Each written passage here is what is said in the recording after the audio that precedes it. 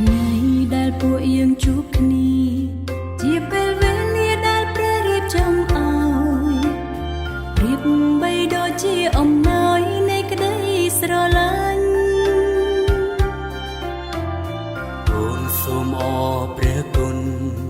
អរព្រះគុណដល់ព្រះវរបិតាដែលទ្រង់ប្រងមេត្តាស្នេហានេះសូមទ្រង់ប្រទានពរថ្ងៃមង្គលសិរីសូមទ្រង់ធ្វើជាស្ពាយ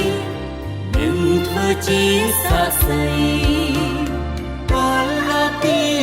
ពីស្វាមីទាំងរាថ្មីទូក្តីសុខសាន្តរហូត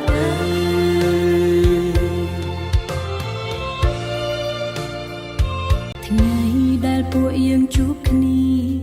ជាពេលវេលាដែលព្រះរៀបចំឲ្យ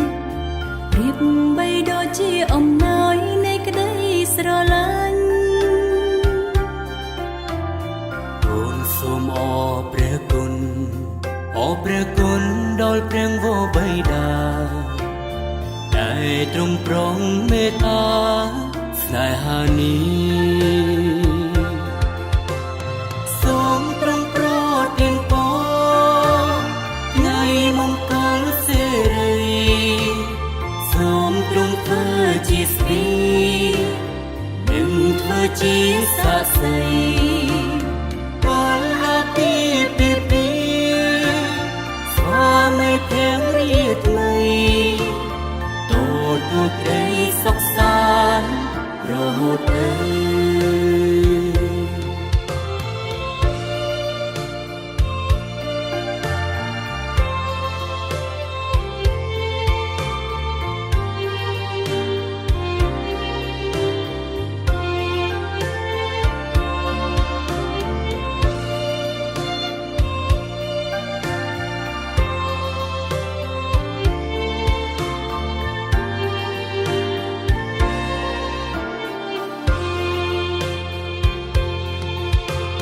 ថ្ងៃដែលពួកយើងជួបគ្នា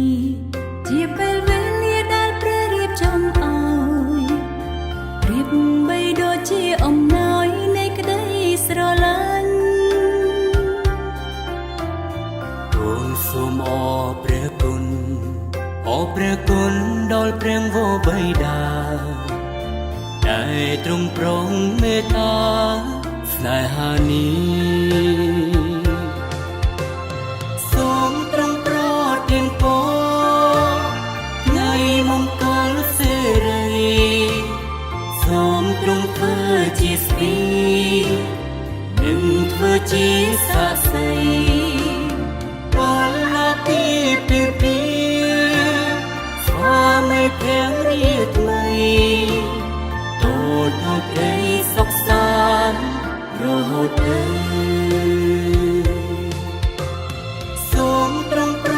ទានពរថ្ងៃមង្គលសិរីសូមទ្រង់ធ្វើជាស្ពាយនិងធ្វើជាសាក្សីពលពីស្វាមីទាំងរាថ្មីទូក្តីសុខសាន្តរហូត